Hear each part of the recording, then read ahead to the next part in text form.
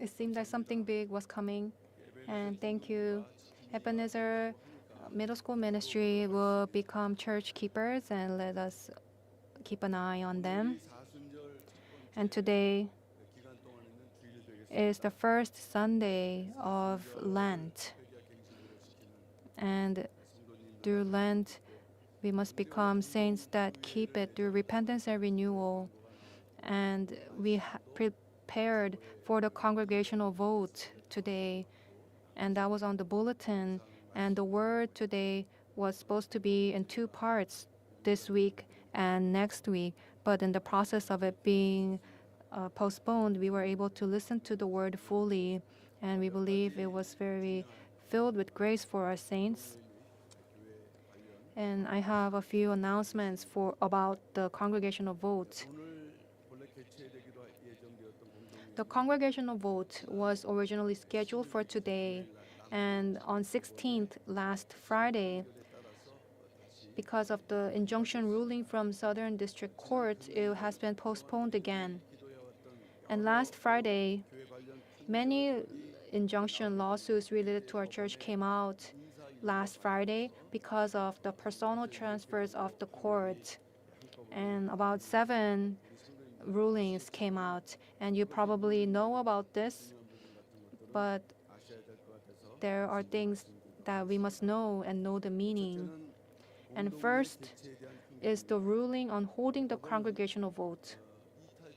The court has prohibited all congregational vote proposed by the breakaway side and the church's side. Although the church's congregational vote has not been permitted, there is significant meaning behind this decision. The court has allowed the breakaway side and appointed the chairperson of the breakaway side of the congregational votes, but this time it said that An Hyun-tae, who was designated as the chairperson, had been dismissed by the presbytery, and it recognized this. And Representative Kim Young-yeol has also been placed under disciplinary action, and that they are ineligible to convene the meeting. And even if a congregational vote is held in the future, there would be no justification for this. And additionally, our congregational vote has been disproved due to the accuracy of the list of members eligible, since there was a significant fluctuation in number.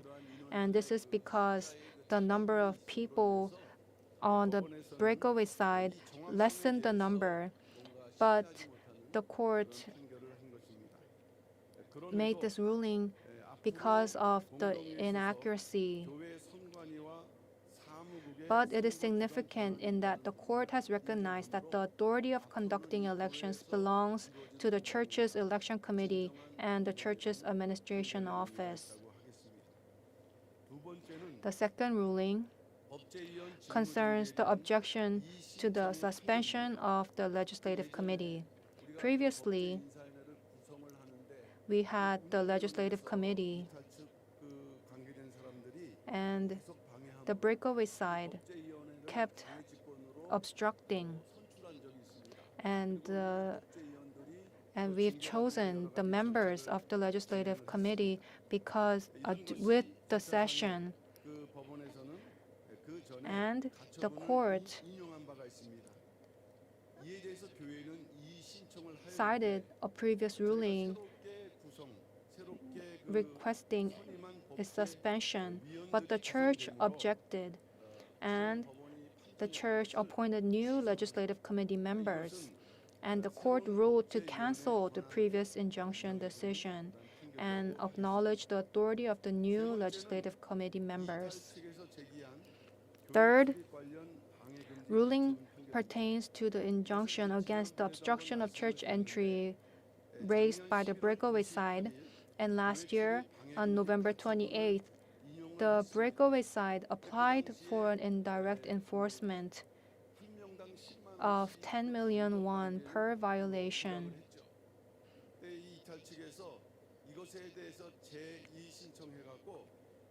And they submitted the injunction regarding preventing church entry, and the 10 million won violation. And the church objected to this, and the court ruled to cancel it, stating that the application period had passed. And however, the breakaway side reapplied, and there will be a hearing on the 28th of this month. So we ask that the saints please remember this and pray for this matter. Fourth is the injunction suspending disciplinary effects of the excommunication of the church members on the breakaway side. And what this means is the summer conference that they had last year, and those who attended, there was a disciplinary action, and the court accepted the injunction proposed by that side. And when we look at it, it says that there were procedural flaws, and this does not apply any issues with the church's disciplinary actions, but rather the procedural issues. And the church will now on strive to address the court's concerns and take appropriate measures. And so we ask that the saints not worry too much about this issue. Fifth is the injunction application to suspend the dismissal rulings for 16 pastors of the breakaway side. And the results of this injunction was rejected. And these legal terms is hard to understand. And our presbytery, Seoul South Presbytery, dismissed the 16 pastors. And they requested that it was suspended, but the court dismissed that. And this has a more significant importance than other rulings, because Lee Seung-hyun and the 16 pastors are no longer affiliated with our church or with our denomination, and the court has recognized this. Therefore, the rallies that are being conducted in front of church, it concerns this issue. And now, since they are people who have nothing to do with our church, it becomes illegal. And individuals attending those gatherings cannot be recognized as members of our church. Additionally, out of the 16 pastors, 3 pastors and 1 evangelist have taken their personal belongings. And after today, and due to the ruling, notices will be sent to the remaining individuals to take their belongings. And for those who do not respond, their belongings will be taken care of and sent to them. And we will take care of this issue completely. Sixth is the ruling on the injunction suspending the duties of the acting head pastor. The breakaway side had an illegal presbytery and tried to do a judgment.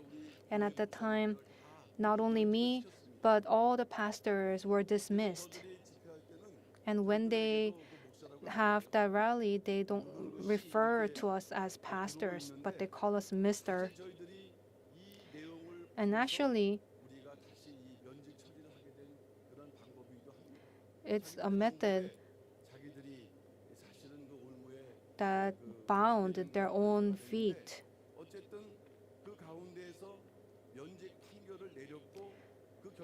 And they made the ruling to dismiss us and filed an injunction to suspend the duties of the acting head pastor, and the court dismissed this.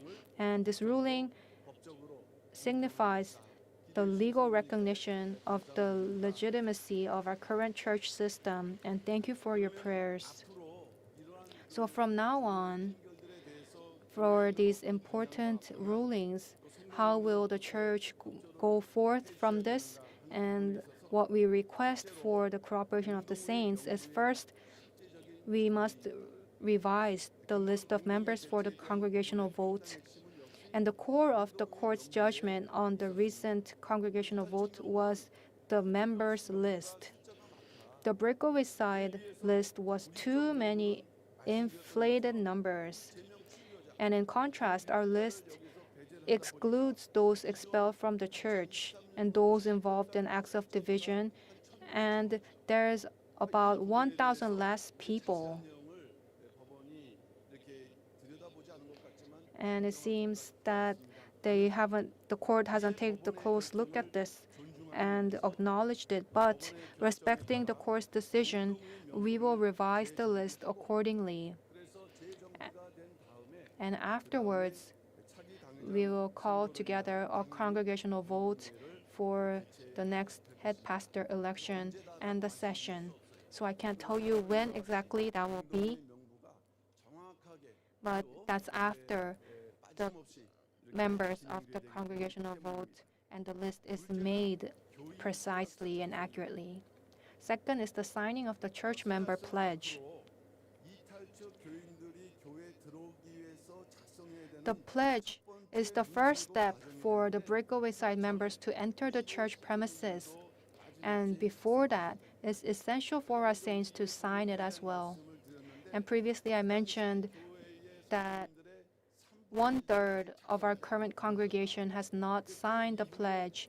And since then, 2 weeks have passed, and half of those who haven't submitted have signed and submitted it. But there are still half who haven't. And currently, without the pledge, you cannot come in the church, and it gives you the permission to come in. So we ask that the saints please submit the pledges promptly. And regarding the entry of the breakaway side members, following the ruling of the court, their excommunication was dismissed, and there are concerns whether or not they will come in. And we must not worry, but understand this clearly. And entry has been regulated since November 28th last year after the court ruling of the injunction. And right now, simply signing the pledge allows them to come in, and hundreds of people had already come in. But signing the pledge doesn't mean that you come in on that Sunday. It requires an interview with the responsible minister based on last year's district or department. And the minister distinguishes between are they a mere follower or instigators of the breakaway side. And mere followers, they have the heart to attend and they want to follow and submit to the church's orders. And we have no reason to prevent them from coming in. And about 300 members have come in already. And when they sign the pledge, they may come in. But as I've mentioned, the instigators or other wrongdoers or have participated in illegal acts, they have legal consequences that they must face.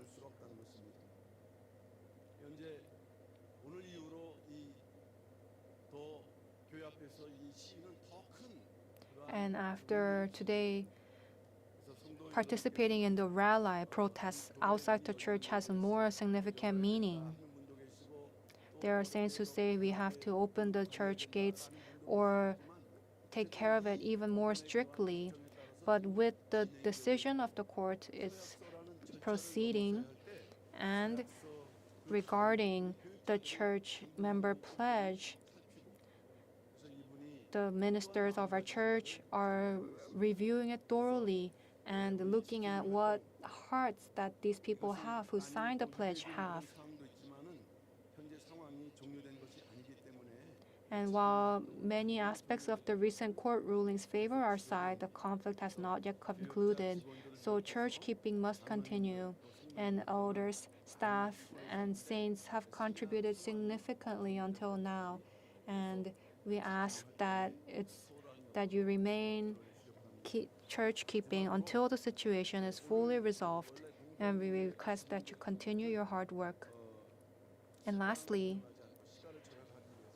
there was an announcement that no restaurant services will be provided to save time during the congregational vote if it proceeded today and if the law if the court allowed our congregational vote and the breakaway side, we had to go to that congregational vote and cast our vote.